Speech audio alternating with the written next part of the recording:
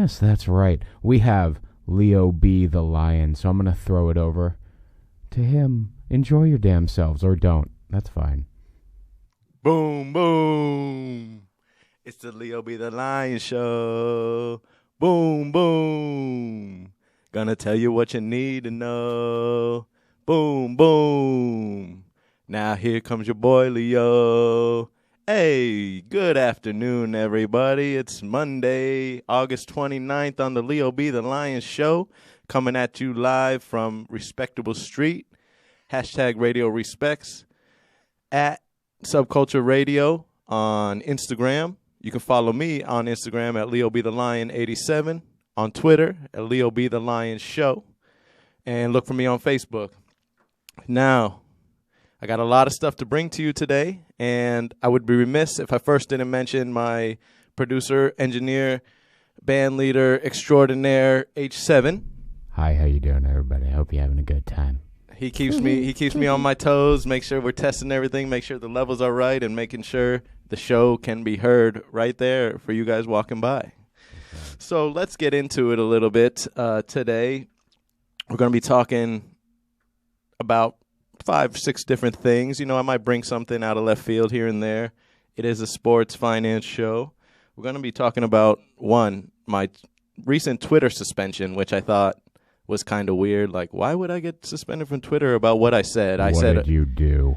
I'm super I'm kind of like old-fashioned. Uh-oh. So I'll get into it and what I said, and we'll see if it was even worth the suspension, but we'll get into that. And then I want to talk about the financial markets, what happened last week, you know, a quick recap, and then what can you look forward to this week on the markets. Like I've said before in previous shows, my MBA is in finance from FAU. Go Owls. They most recently won their first football game for the college football season with their coach, Willie Taggart. They took care of business against some no-name team, Charlotte. And I don't know why the Charlotte's called the 49ers if they're in North Carolina, whereas the gold rush happened in California. Then, after the financial markets, I'm going to be talking about the Miami Dolphins and the Week 3 preseason recap, and looking forward to the start of the season, looking forward to Week 1 against the Patriots, and what you can expect, what cuts were made today, what surprising cuts were made today, if any. There was definitely one name that I was really surprised got cut today, and we'll get into that. And then we're going to be talking about my most recent fantasy football draft. I'm in an ESPN fantasy football draft, and the league's name is Shoddy Shlimazels. We'll get into that, also why that name came about, and who's the number one projected roster in the Shoddy Shlimazels, and what we need some help from the audience. We need some help, any suggestions, any feedback on IG or Twitter as to what the losing team's penalty should be. Have heard a couple ideas, and I'll throw them out there to get an idea of that. And then we're going to be talking about college football again, College Football Corner. It's coming back. Week 1. We had Week 0 last week. Week 1, I'm so excited. Starting Thursday, Friday, Saturday, and even Sunday, there'll be college football games down there. And it's the last week before. This will be the last weekend before the NFL, so I'm super excited and ready for the NFL to kick off as well. Then, towards the end, we'll get into a little grab bag of topics, just a little bit about my first parlay that was successful last weekend and my first losing parlay that lost last weekend, and I'll get into that, as well as my 5-pack of picks. You might have heard Colin Cowherd does a blazing 5. Why do a 5-pack of picks? Because you could pick up 5 blunts back in the day, Swisher Sweet style, 5 packs for one. In a pack, there was 5. So I'm going to do a 5-pack of picks and give you those betting ideas. Now, let's just remember it's for entertainment only. So when I talk finance, when I talk betting, let's just have fun with it and, you know, talk junk if you want, talk trash. If you don't agree with me, I know there's a lot of Seminoles fans, a lot of Gators fans, a lot of Canes fans down here. And if you don't agree with me, feel free to hit me up, Leo B the Lion 87 on the IG, or on other socials at Leo B the Lion Show. So let's get into the first topic. My Twitter suspension. My mom's a teacher. I've had multiple girlfriends. I'm proud of that. I've had multiple girlfriends that have been teachers, and I grew up in the public. I'm a product of the public education system. I went to UCF and FAU, both public universities, state universities of Florida. So when I saw that a representative, I believe his name is Massey, in Congress say defund the Department of Education, I said, well, that's interesting. And he's a Republican, and I'm not saying whataboutism, whatever, to each their own, whatever you want to believe in. But when a Republican supported the private education maven in Betsy DeVos for 4 years, when she had no public school education running the Department of Education, where she could funnel funds from public education into charter schools and into private schools, she decided to do that. And Representative Massey didn't have a problem with that for those 4 years. But then now that Edwin Cardona is the Secretary of Education for Public Education, and there's been the student loan forgiveness, the $10,000 in student loan forgiveness, and we'll get into why that is. It's not as big as a financial hit as you may think, because the government is guaranteeing that debt. The government can make the adjustments within the budget over a course of 10 years to offset that cost of the $10,000 and for each taxpayer. So don't worry about where your taxes. Don't worry. If you're worrying about taxes, then talk about 57 cents out of every dollar going to helicopters and jets, not veterans health care, but helicopters and infrastructure. Not veterans health care, what they need, but the military budget goes to buildings and infrastructure. So 57 cents out of every dollar going towards that, but you care about 2 cents out of every dollar going towards helping somebody forgive their student loans. Makes sense, don't it? Well, what I got suspended for on Twitter was I told Representative Massey to take a long walk off a short bridge. And to me, I think that's like a statement from maybe the 40s when they just didn't want to cuss somebody out. So they said, hey, why don't you take a long walk off a short bridge there, pal? And probably one of his bot followers, reported me and put it out there. And, hey, if that's your style, if you want to do that, do that. And then I was back after 24 hours, and I didn't delete the tweet. So it's still out there if y'all want to check on it. Leo B. the Lion Show. If you don't agree with me, or if you really think that this $10,000 is really a tax burden, come at me, and we can talk about it. We can debate, and I'm happy to explain my side, my financial rationale behind that. Now, let's get into staying in the financial realm. Let's get into the financial markets for this week. It's a key week. We've seen 95% of publicly traded companies already report earnings. So report second quarter earnings, and most of them have been trending in certain directions. So most of the companies are trending to have higher revenue and lower profit. Now, you would say overall 95% of the companies that reported earnings have had an overall 8.9% growth since last year, and it was led by the energy sector. Now, remember last week when I told you to kind of look around your neighborhood, look around your city, look around your region as to what's going on with the mom and pop stores, with the brands, and kind of try to gauge how the market is doing based on what you see in the real world? Well, what has happened this past year? Energy has gone through the roof. Gas prices. Solar power is the only one that's going down because you just have solar power. But gas prices, natural gas, nuclear, that is all. The price of those energy has gone up. And that's where the main growth in the market is from. So I just want to show you something, want to illustrate something by this chart that I read where it says asset classes by return by sector in the trailing 12 months. Only 3 asset classes. Now, these are the asset classes. Let me read them off really quickly to you. Commodities, oil, the dollar, gold, stocks, bonds, and Bitcoin, cryptocurrency. So commodities, we've seen in inflationary times, commodities have risen 41%. So commodities like coffee, pork, lumber, things like that where it's determined by the futures contracts on the market. Those have gone up 41% over the year. Oil is up 26%. We've seen oil prices skyrocketed. I just changed my oil. The price of a quart of oil went from $7.33 to $9.50 something that I just recently bought for my car. I use the full synthetic mobile one, and a little tidbit out there: if you go to Walmart, you can get oil for about 20% less, and instead of AutoZone or Advanced Auto Parts. I'm for the consumer. I'm for you all out there. So if you want to save money on oil, go to Walmart. That's the clutch place to get oil and car parts. Then we have gold is down. The dollar's up 13.6, and like last week I talked about how the dollar has parity against the euro. So that means for $1 is €1.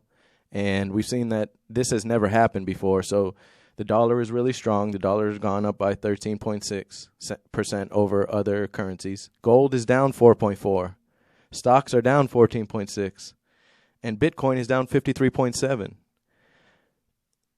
Bitcoin apologists have always mentioned how Bitcoin and cryptocurrencies are a hedge for inflation. Well, you can just cancel that out right there, because this past year, we've seen inflation go up by at least 9.1 to 10%, and Bitcoin has gone down 53%. So Bitcoin is not a hedge of inflation. Bitcoin is anything but. It's practically, I personally don't trust it. It's the early adopters that are going to make all the money. It's the Winklevoss twins. It's the whales in the room that are going to make the money and leave the Joes and Janes, the Joe Schmoes, the Jane six-pack, going to leave y'all with holding the bag when you're trying to sell. There's going to be nobody wanting to sell.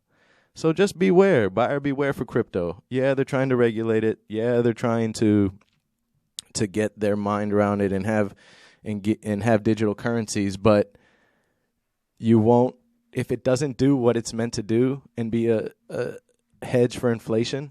And when I say hedge for inflation, that just means that whereas gold is also a hedge for inflation, gold and Bitcoin, when inflation rises, those prices are supposed to rise in general. And historically, gold has risen whenever times get tough. Whenever there's more war, price of gold were up. Whenever things are getting unsure, price of gold will go up.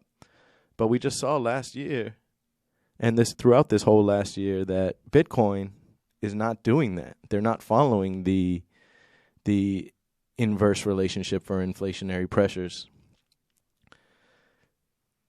Let's talk about what happened today on the market. So today, the S&P 500 was down 67 basis points and went down to 4,030 as of 4 p.m. The market is a little bit unsure how to read the symposium from Jackson Hole. The Fed chairman, Jerome Powell, had a symposium in Jackson Hole, Wyoming, and what was said was that the Fed is going to do whatever it can to rein in inflation. And when the market heard that signaled to the market that they were expecting future rate hikes. And anytime you go to raise rates and they raise the federal funds rate, which is the rate that they control, it costs more to borrow money, and it costs more and you have to pay people more to save money. So when they raise the interest rates, that can tamper down inflation. Today's index was Dallas Fed Manufacturing, and I just thought it was very interesting and intriguing to look at the business indicators in manufacturing in Texas. Dallas is as a Fed headquarters in Dallas, and every month they do a manufacturing survey. They ask a whole basket of businesses, various non-farm businesses, and non-farm just mean private businesses that aren't dealing with agriculture, to respond in the survey what their business indicators relating to products and facilities in Texas are. Well, production went down. July's index was 3.8, and production went down to August of 1.2. And then something else that's really, really intriguing was that wages have gone up. We've seen that, and capital expenditures. Capital expenditures, normally in a non-inflationary time, if you see a business or businesses having CapEx, increasing their CapEx, that's a huge investment for the future. Capital expenditures are things that are going to be assets to help the company grow, help the company generate cash flow. And to see that capital expenditures increase from 4.2 to 14.2, that is a telling sign that, yeah, although that the production might be down a little bit, the capital expenditures can tell you that, okay, businesses are now gearing up for growth in the near future. The production, yeah, that's normal day-to-day go down. But like I said, if you see capital expenditures increasing, that's a good sign that the company believes in itself going forward. And so this just shows that in Dallas, for the Fed, yeah, they're kind of worried about that production, but they think it's just a blip on the radar, and they don't think it's an actual trend. It's more of an outlier. Now, the most important report is coming out tomorrow on the stock market. This, to me, is one of the most important reports that you can look for on the stock market and on the financial calendar to be able to ideally determine the housing market and ideally determine the economy as a whole, because the housing market is one of the biggest purchases housing is one of the biggest purchases that anyone can make. So if you have this index, which is called the Case-Shiller Index, established by two economists that are still alive. This was established back in the 70s. And the Case-Shiller Index, the home index, is coming out for June. And what that does is it gives a snapshot of what homes are being, how homes are being sold, what homes are being bought at, new homes, recent sales. It gives a whole picture of the housing economy and thereby the greater economy. And it's a little bit of a leading indicator, because if you have stuff from June saying that more people are buying homes, then you could count on that trend to keep going up. But if you have stuff from June the report from June saying that fewer people are buying homes, and then now these most recent past couple of months, July and August, you've seen that inflation has steady risen and interest rates have steady risen, chances are that trend from before should continue on that downward trend. But if that June report is really good, and then you want to see inflation and you see prices continue to rise and stuff like that, you'll be able to say, okay, well, maybe the June is an outlier, or let me pay attention now to July and August to see now when those Case-Shiller indexes for those months come out, to see if my rationale is right, like to see if my ideas are right. Is the housing market trending upwards, trending downwards? And then you'll be able to make your investment decisions based on those indices. And that's coming out tomorrow. Like I said, it's super important for the housing market. Also, JOLTS are coming out. JOLTS, it's not lightning. It's basically job openings, quits, and separations. So you can just say that the more JOLTS, the higher the number in the JOLTS report, just gives you an idea of if companies are hiring. If a lot of people quit and there's a lot of job openings, that just means that's an upward pressure for wages. Because if there's tons of openings and nobody's they have to raise wages to try to make those job openings more attractive. Everything is related in the financial world. It's similar to like how you have a team. On your football team, all the positions are related and everybody has to do their own job. It's the same thing in the financial markets. All the reports are related, but all those sectors have to do their own job to bring up the economy in general and to bring up the gross domestic product and bring up the U.S. economy. On Wednesday, August 31st, you can expect the ADP payroll. So we'll be able to get an idea if payrolls have gone up over this past month, if wage taxes, if more people have applied for Social Security. The ADP payrolls, ADP is one of the largest payroll providers in the United States, and it can give you a good indication of how wages are moving. If you look at this last month and then you look at the few previous months, you can kind of see how wages are going through ADP because, like I said, ADP is one of the larger payroll companies. Now, this just brings me to a little bit of a point. If you see in your own company, if you work for a big company, are wages going up in your company? If you are a server, are people like tipping better? Are less people going out? Use the real world. My best friend, Eddie Langford, shout out to Eddie. He's an attorney up in D.C. And if you're any in the DMV area and you need an attorney, call Eddie Langford. But what I wanted to tell him was that he's the one who put me onto this. He always told me, look around. He likes Apple, so he invested in Apple. I hope I'm not giving away the secrets, but literally you look around and then you can find investment ideas based on what's happening around you. You see, like I said, I saw Walmart now is having better oil. So if Walmart has the same oil for cheaper, I'm going to go to Walmart. That means chances are other consumers are trying to price shop and price compare and do similar things. So you can count on possibly Walmart's next earnings report. Probably they are going to beat in revenue and or they're probably going to get a higher profit margin because we're not so different, you and I. People aren't different. Consumers, and I always like to say this when my first job, when I worked at McDonald's, people travel in packs. It'd be a dead drive-through. One person pulls into the drive-through. You've all seen it. 6 cars follow that man into the drive-through. People follow in packs. If you pay attention to what's going on in the real world, you can make investments work for you. Now, what I think is going to happen on the market this week, I personally think there's still going to be a little carnage on the market. The S&P is still going to go down unless that Case-Shiller index pops. If that surprises people and surprises economists with the Case-Shiller index and the ADP payrolls, you can expect the market to expand and to increase this week. There's a few stragglers still with earnings, but all the main earnings have gone by.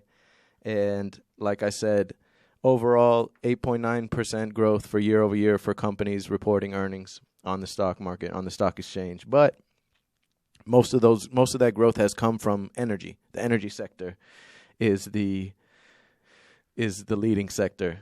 Commodities up 41%, oil up 26%, and the dollar up 13%. Those are the main asset classes. So all those forex traders, y'all have been, if you're on the right side of that trade, y'all have been doing all right. All those oil tycoons, get at it. What I can say is this might be the top of the market for oil. We're starting to be done with the summer months. The traveling isn't as much. Yeah, we still have the war with Ukraine. But the travel season is coming to an end after Labor Day. You can expect the last hurrah for Labor Day. Everybody, like, that's the official end of summer. And then you can expect in the fall for gas prices to go down a little bit even further because, one, governors that have state elections are taking away the gas tax in October. So right before the elections, DeSantis is doing the gas tax. He could have done it over the summer. We could have saved some money on gas over the summer, but now when gas goes down, he's gonna do a political move right before midterms and remove the gas tax. So I can imagine, people saying, oh, he's such a great guy because he got rid of the gas tax. But it's theater, you know how it goes. And I'm kind of like ashamed that Biden only forgave $10K because I wish he would have forgave the whole thing because it would have helped out a lot more people. $10K to a veterinarian struggling, or $10K to even, $10K to a grad that still got $35K in student loans. You know, it's tough. But enough of that. Let's go on to one of my favorite topics. One of the token topics that we talk about every time on the Leo B. the Lion show, coming at you from Respectable St.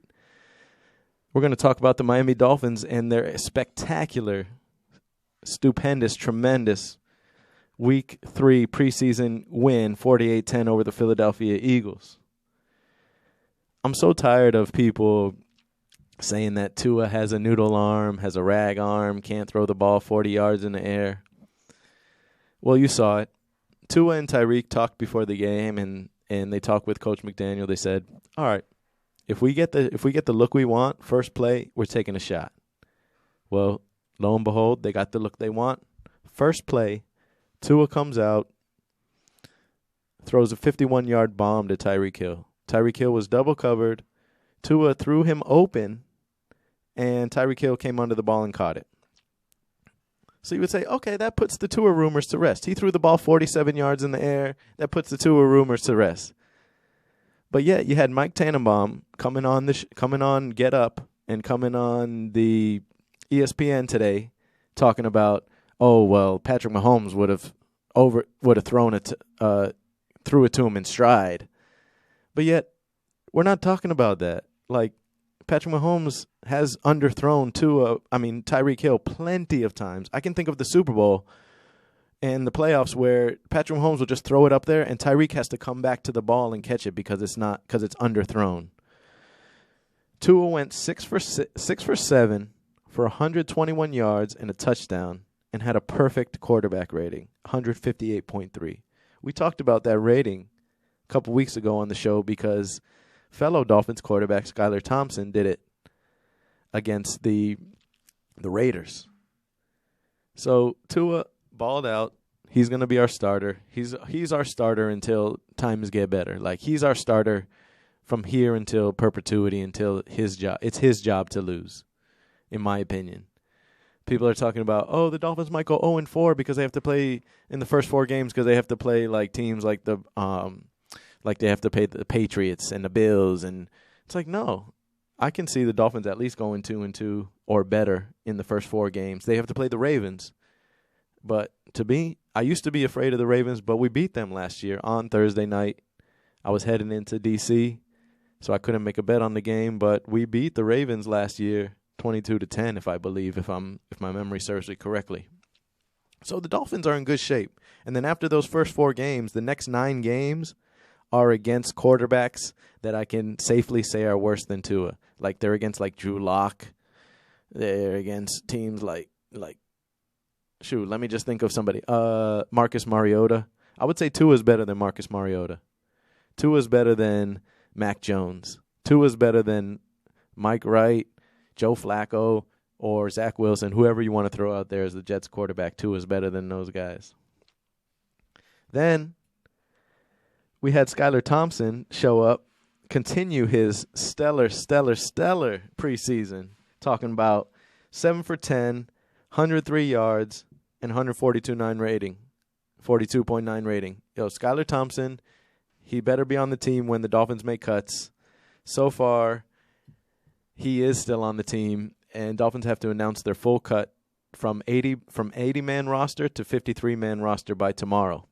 So a lot of teams are going to be making cuts. A lot of teams are going to be putting players on the practice squad. You can expect some players that you might not expect to be cut are cut, especially in other teams. Like, say, the Giants might be cutting some people. Like Kenny Golladay, I know they can't cut him because they paid him, but has he done anything in the preseason? Is he coming off an injury? If somebody could answer that, tweet at me, Leo Be the Lion Show, or Leo Be the Lion 87. I'd love to hear, some Giants fans out there, what they're thinking. I picked up Saquon Barkley in my fantasy football league. I think he's going to have a bounce back year. Now let's talk real quick about the running game for the Dolphins. Shout out to the running game finally woke up. As a team, the Dolphins had 203 rushing yards against the Eagles. And in the first half, we had 104 rushing yards. So we were tearing it up against their starters. So we had Raheem Mostert broke for a little 26-yard gain, his first carry. Salvon Ahmed had 30 yards. Myles Gaskin pitched in 39. And then the heavy hitter, Jared Dokes, got 67 yards. Well, what's significant about this is I just found out through the wire that, and thank you, that's the wire right there. I just found out through the wire that the Dolphins are cutting Jared Dokes and they're cutting Sony Michel. That's really surprising to me for them to hear them to cut Sony Michel. But I think their running backs are going to be Raheem Mostert, Myles Gaskin, I guess he earned it, Salvon Ahmed, and Chase Edmonds. Obviously, Chase Edmonds is probably going to be the starter with Raheem Mostert coming the two-headed monster that they can be. The speedsters. The Dolphins may have the fastest team in the league. Overall, top to bottom, may have the fastest team in the league. So I'm excited.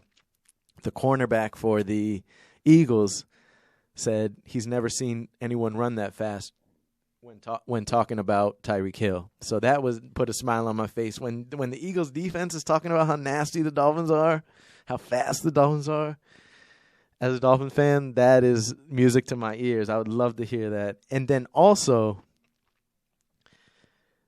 our defense played great. We had a pick six. Let me pull that up real quick. We had a pick six, and our defensive line was killing it. Jalen Phillips was on there. He had a tackle for loss. We had Benito Jones had a tackle for loss. And we had Elijah Campbell with the pick six. Elijah Campbell, he earned himself a roster spot. Like I said, we're bringing the cuts down. Skylar Thompson, we're going to have to carry three QBs. And I think personally that it's going to be Tua, number one. Then you have Skylar Thompson be number two. I love Teddy Bridgewater, Teddy Two Gloves. He's like a local Miami guy. But we've already kind of seen what we're going to get out of Teddy. So, Teddy, I love you, but you're going to have to be the emergency backup. And then Skylar Thompson is going to be the number two backup. The one thing that could derail the Dolphins season is injuries. But we won't get into that. We'll just knock on wood. We're going to make sure that, I don't jinx it. I've been known to jinx the Dolphins here and there, but I always come with the mantra, what I do doesn't really affect anything that they do, and that's the sane way to think about it. I used to have this superstition that if I'm not watching the TV, the Dolphins don't play as well, and I know there's a lot of other Dolphins fans that are like that. Also, I had another superstition that my dad, who doesn't really know football that much, he's not from the United States. He didn't really know football as much growing up, and then whenever he would come in, the Dolphins would start losing. So then I had that I was torn. I was like, yeah, I love my dad, but like you can't watch the Dolphins game with me because then it's bad luck. But as I got older, obviously, that's just superstition. That doesn't really count for anything. So it was a good time, and the Dolphins are, like I said, I like how all the local radio hosts are coming around the Dolphins bandwagon, and that's cool and all. But just remember, give credit to where credit is due. Who was talking back in June, back in May, back in April when we got Tyreek Hill, what the Dolphins were going to do? The Dolphins are going to be 12-5. They're going to be number 2 in their division behind the Buffalo Bills. They're going to be the first wild card. They're going to be the best wild card. So then that just sets them up for, if they win their games, it'll set them up for an AFC championship in Buffalo. And think about the storylines. Tua would have already came back, would have already beaten the Chiefs based on my predictions. Would beat the Chiefs in the playoffs. Tyreek Hill would be able to get revenge against the Chiefs for getting rid of him. Tua versus Mahomes. That would be a great storyline. And then in the AFC championship, for the Dolphins to finally get over the hump and be able to beat the Bills, that would be a dream come true. And like I said, right now it's a dream, but I'm talking it into existence. The Dolphins are going to go 12-5 this year. They might lose a game or two to the Bills. They might lose to the Packers, and they might have a couple other losses here and there. But chances are, we're the cream of the crop. The Dolphins are the cream of the crop in the league this year. Speed kills. If you can't touch the wide receivers, we're going to be open. It's all going to come down to Tua managing the game and managing it successfully. So now, let's get into the first week matchup with the Dolphins. The Dolphins versus Patriots. It's going to be, I believe it's in Miami, and the Dolphins will be finally fully at full strength to show what we can show against the Patriots. The Patriots normally use the first 4 games anyway as a pseudo de facto preseason. So I don't expect to get the Patriots' best.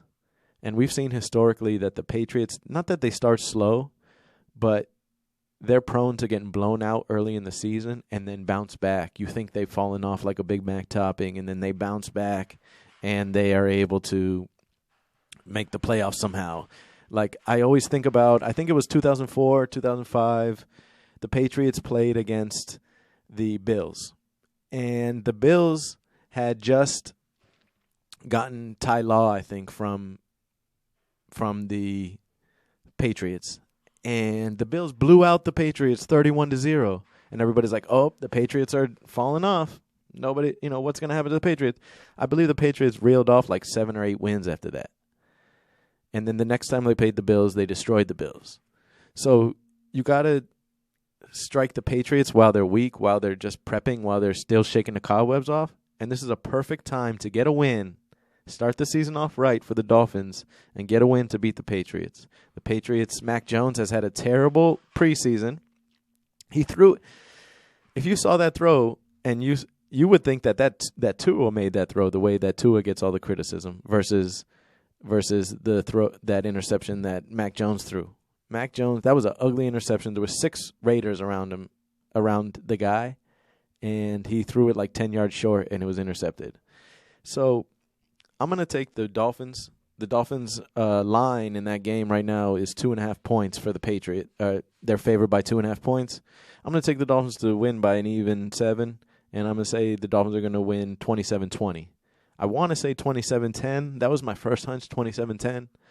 But I got to give it to Bill Belichick. He's still probably the greatest coach, obviously the greatest coach ever, football coach ever. So I'm going to say the Dolphins will get out to a lead, and then Coach Belichick will make adjustments in the second half. The Patriots will be chasing them the whole second half, and the Dolphins will end up winning 27-20. Take it to the bank. Now, let's switch gears a little bit, still talking football, but talk a little fantasy football. I'm in this fantasy league, and we recently on Saturday night, after the Dolphins game, had the fantasy football draft. The name of the league is the Shoddy Shlimazels. It's a league that I've been in since college. And they say in Yiddish there's 2 types of people. There's a Shlemiel and a Shlimazel. I guess the Shlemiel, and this is from Ron Swanson, shout out to Parks and Rec. The Shlemiel is the guy that spills the drink on somebody at the party, and the Shlimazel is the guy that gets the drink spilled on them. That's the way to kind of explain it. And I always thought that was funny. I'm not Jewish, but I love Yiddish. I love language. I'm a logophile, so I love different languages. And if you tell me the etymology and, like, there's little things like, I'll just be sitting around sometimes and I'll be like, damn, I love the word boulevard. Like, bro, like, what? But that's just me. That's Leo B. the Lion. That's what you can get. Yo, boulevard is a sexy word. And another sexy word is malevolent. That junk sounds so crazy. Like, it really is a nice sounding word, and it's really cool. So, enough of the vocabulary lesson. I had the 7th pick in the draft, and my computer was kind of messing up. And I had Jamar Chase in the queue. So, if you have any feedback, was Jamar Chase was that a reach at my first pick out of 12 guys, 12 teams? Was Jamar Chase a reach at number 1? Or do you think the 7th pick in the first round is a good pick for Jamar Chase? I expect him to be a true elite number 1 wide receiver this year. He's going to be able to kill it. Joe Burrow and Jamar Chase have that LSU connection. He showed out as a rookie. Now it's time again. Jamar Chase is going to ball out for the Bengals this year. My other two first three picks, usually I like to find out who your first three picks are so that, you can kind of get an idea of how the team is. So my first three picks were, I went wide receiver, running back. Now, the second pick was kind of a homer. I went with Tyreek Hill. Yeah, everybody's like, oh, Tyreek Hill's going to have such a down year, Well, after I saw him catch that 51-yard pass as the first play of the game, I realized, he's not going to have a down year. Usually receivers in the past have gone to the Dolphins to die, and not die literally, obviously, but gone to the Dolphins and had down years. I can give you three names right away. David Boston, back in the day, he was supposed to be coming over from the Cardinals. He was supposed to be our true number one guy, big wide receiver, could catch anything. You just throw it up there, you catch it. Tore his ACL in practice, in preseason. From being he had knee soreness and he didn't rest it and tore his ACL. He was out for the season. We never got David Boston. Second receiver, Brandon Marshall. I remember being at the practice field down in Davie when we got Brandon Marshall, and we were chanting as Dolphins fans, playoffs, playoffs, playoffs. Dolphins didn't make the playoffs with Brandon Marshall. And he kind of stopped being able to catch, and we couldn't really get him involved in the offense when we had Chad Henne and them guys being quarterback. And then the third wide receiver who I thought was going to open the top and take the top off the defenses was Mike Wallace.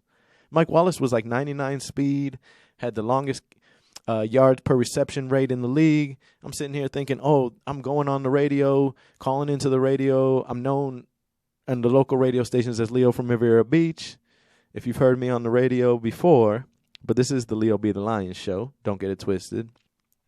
That Mike Wallace is going to sit there and change the whole defense, or change all the defenses we'll have to face, and the Dolphins will be great because we got Mike Wallace. Well, he turned into literally just a decoy that whenever we threw him the ball, he couldn't catch it, and he had down years with the Dolphins, and we overpaid for him. So Tyreek Hill is the man. He's not going to do that. Out of anybody, I think he can be the outlier and have a great year in the Miami Dolphins. And really bring it back to when we had good receivers and consistent, reliable receivers. So him, Jalen Waddle, Cedric Wilson, Eric Ezukama, and Mike Gesicki, you're going to be hearing a lot of them this season. Look out for that.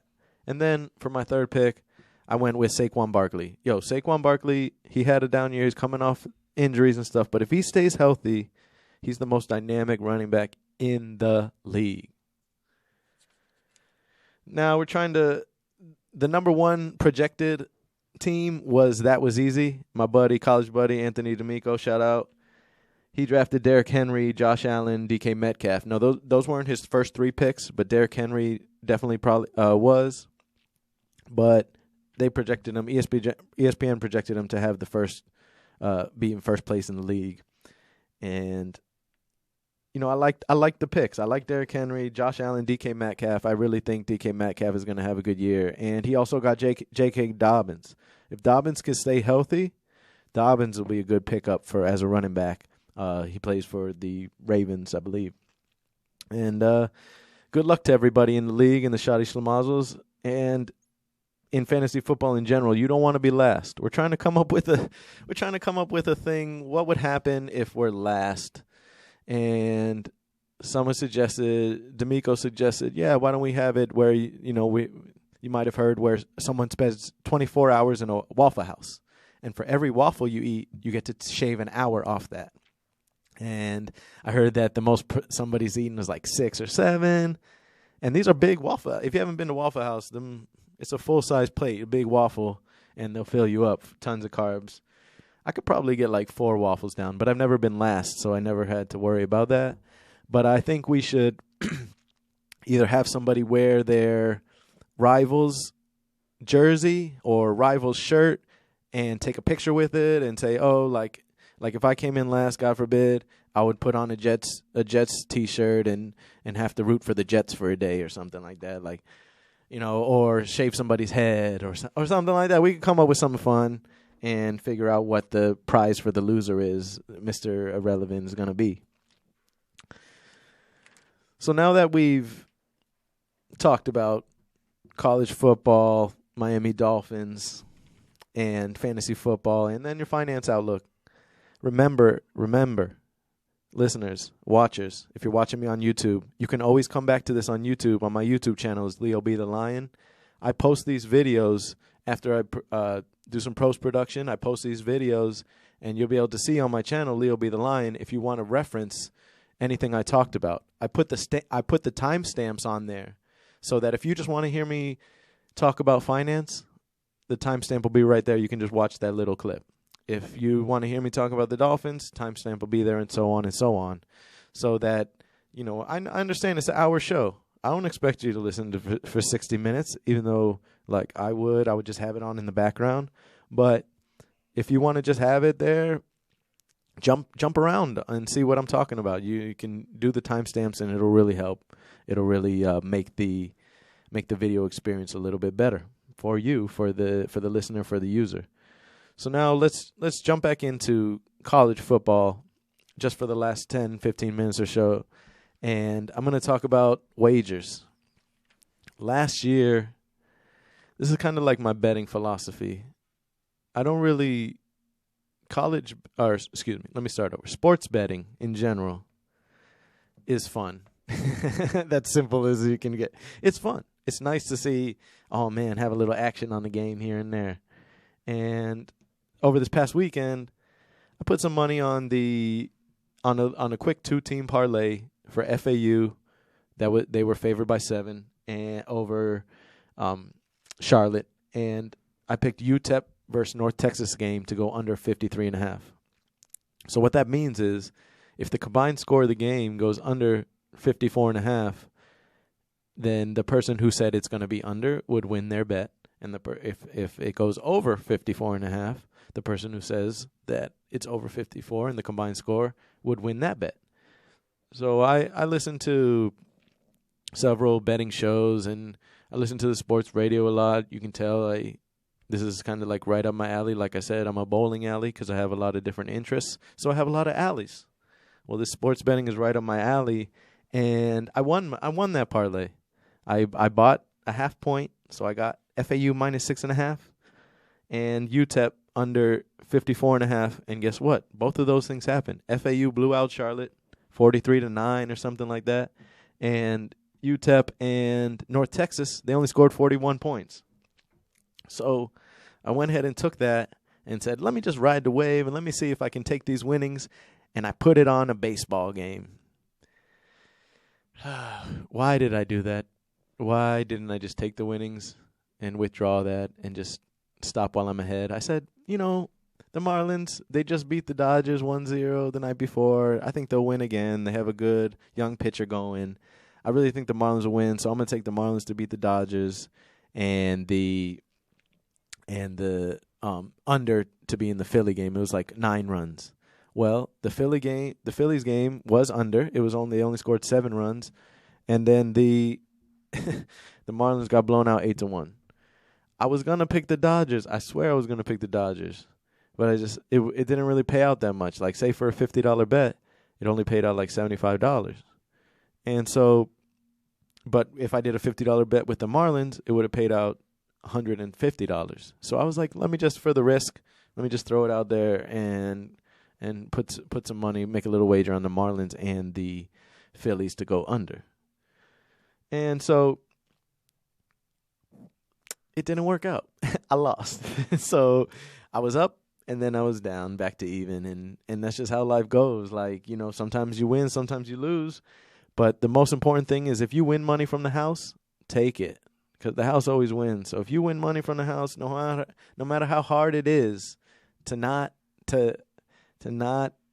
how hard it is just to let it ride, you just want to let it ride, because you could imagine like getting your mortgage paid, getting your rent paid, you know what I'm saying? But no, just take your little $50, $100, and then live to fight another day, as they say. So UCF's first game is coming up on 9-1 against South Carolina State. This is a traditional opponent that they've played.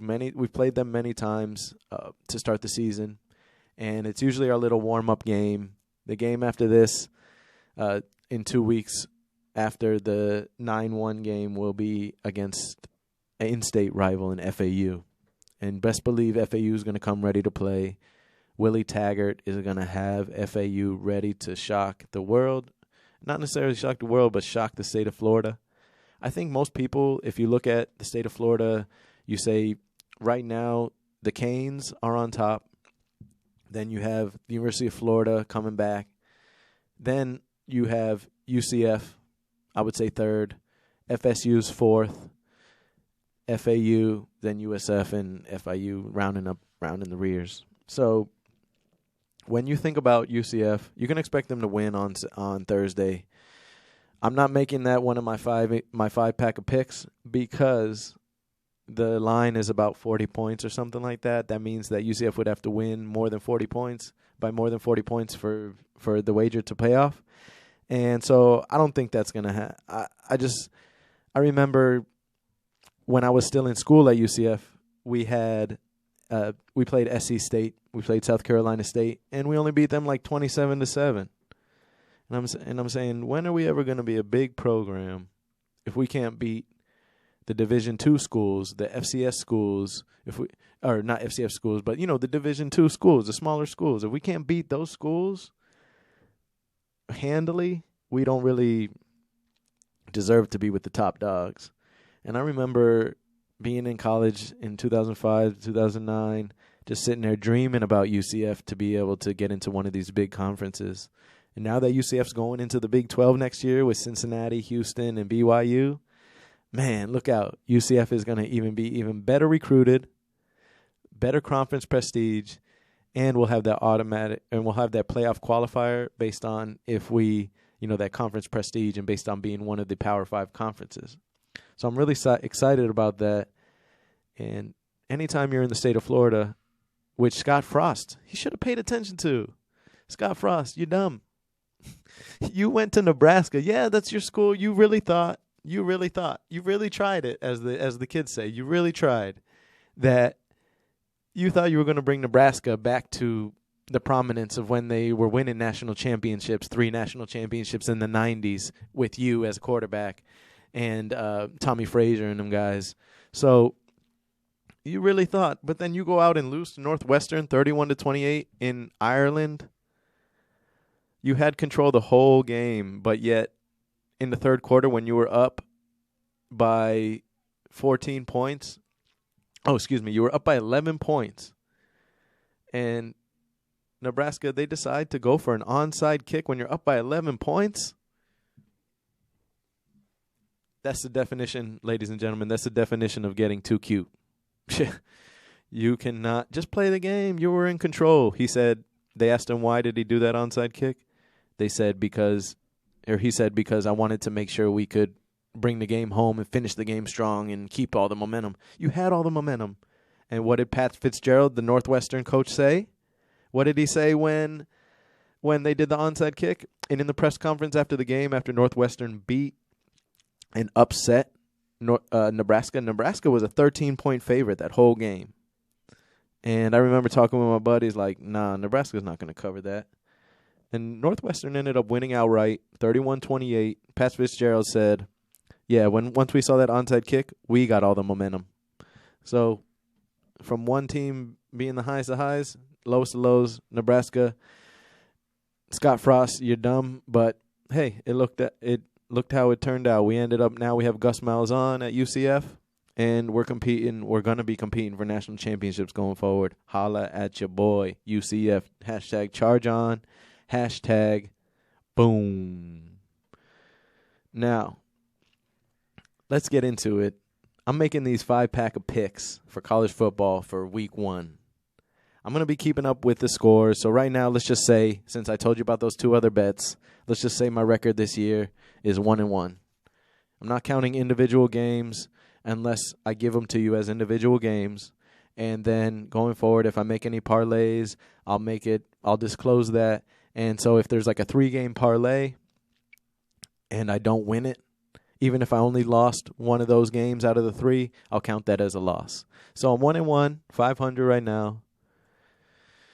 And I'm excited to bring you these picks. We have 5 picks from college football, starting the college football week 1. Let's see if we can put some change in your account, put some money in your bank. Let's see what we can do. So, first pick that we have is one of my favorite games to watch because it's always and they finally are bringing it back. They were on a little hiatus the past few years, but they're always so competitive, is the backyard brawl. West Virginia versus Pittsburgh. They're neighbors. They've been playing for years. They were always like a traditional, every year when it was rivalry week, it would be Pittsburgh, West Virginia. There'd be other teams like Texas Tech, Oklahoma, Texas, Kansas State. But Pittsburgh, West Virginia, the backyard brawl, it's the first time since 2011 that they're coming back. And it's only 75 miles away, so they're excited. West Virginia, a lot has changed since 2011. Luckily, West Virginia didn't have to play with against Kenny Pickett. And now the West Virginia has JT Daniels. You might have heard of him. He was a quarterback at Georgia last year. He was the backup, and he actually helped the Georgia win a few games. And now he's the quarterback for West Virginia. So the line on this game, I'm surprised. I think the line is giving a couple points to Pittsburgh just because it's at Pittsburgh, and Pittsburgh is number 17. But they don't have Kenny Pickett anymore. They might have the receivers. They might have new players coming in. But I think the line being -7 is a little bit carryover from last year's Pittsburgh team. So I think that line is a little fugazi. I'm gonna go ahead and take West Virginia with the points. I'll take the points. That means +7 against Pittsburgh. So that if the game ends 27-20, it's a push. That means nobody gets paid. You just get your money back. But if West Virginia wins by even loses by 6 or less, then you win the game. You win the bet. I really think that for the backyard brawl, West Virginia is going to cover, and I'll take the points +7 against Pittsburgh. The second matchup that I have is number 23 Cincinnati at Arkansas. It's a cross interconference game, American versus SEC, and Arkansas is favored by 6 points. Arkansas being favored by 6 points is kind of surprising, just how good Cincinnati was last year. But like I said, similarly to Pittsburgh, I think they're giving Cincinnati a lot of love from last year. Cincinnati had Sauce Gardner. Cincinnati had Desmond Ridder. Well, they don't have those guys anymore. And now Arkansas has a quarterback coming back by the name of KJ Jefferson. And I really think Arkansas is not 3 yards in a cloud of dust anymore. Arkansas is competing with the SEC, the high-flying SEC. And I really like Arkansas. I'll lay the points. That means -6 against Cincinnati. When you see this, you think, oh, Cincinnati only 6 against Arkansas? Arkansas is going to have a bounce-back year this year and show somebody. And I really think KJ Jefferson is going to be able to prove some naysayers wrong and surprise some people at quarterback. The third out of the 5-pack of Leo will be the Lions' 5-pack of picks is number 24 Houston at University of Texas San Antonio. Houston is only a 4-point favorite, and that's surprising to me. I really think it's because maybe coming in, the Roadrunners, the UTSA Roadrunners, they like to really throw the ball and have a high-flying offense.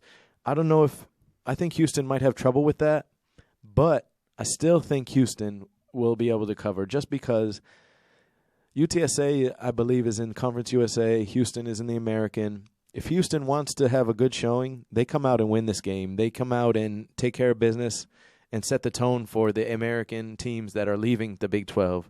So give me Houston laying the 4 points against UTSA, against the Roadrunners. I think they'll put a roadwork sign and shut down those runners like Wile E. Coyote over there. My fourth in the 5-pack of picks is another Florida team involved with this one. Florida State on the road against LSU, and LSU is the favorite by 3 points. They're a -3 favorite, and that's going to be on Sunday. LSU had a terrible year last year.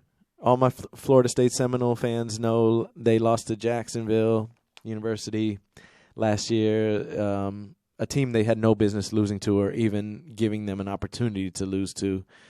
I got inside information from Florida State fans that they think that LSU is going to mollywop the Florida State Seminoles, so I'm going to go with the Bayou Bengals on this one. I'm going to take LSU -3. I'm going to lay those 3 points against Florida State. And you can expect this probably to be, you would think it'd be low scoring with a defensive battle, but I really think that the offenses are going to try and show out. So I think this game is going to go over and surprise some people. For the fifth and final pick of my 5-pack of picks is Utah at Florida. Utah's number 7. They're a 2.5-point favorite against Florida. But Florida is Florida. They're the Gators. You got to come to the swamp. Utah has a good running attack. They're trying to say, from CBS Sports, is trying to say that Utah's running attack is too strong, going to be able just to take care of business and destroy them. But I'm going to go with the Gators at home in the swamp. I'm going to take the 2.5 points. And so, just to recap, my 5-pack of picks are West Virginia taking the points, 7 points against Pittsburgh in the backyard brawl. Number 19, Arkansas laying the 6 points against Cincinnati. Houston laying the 4 points against UTSA. LSU laying the 3 points against Florida State.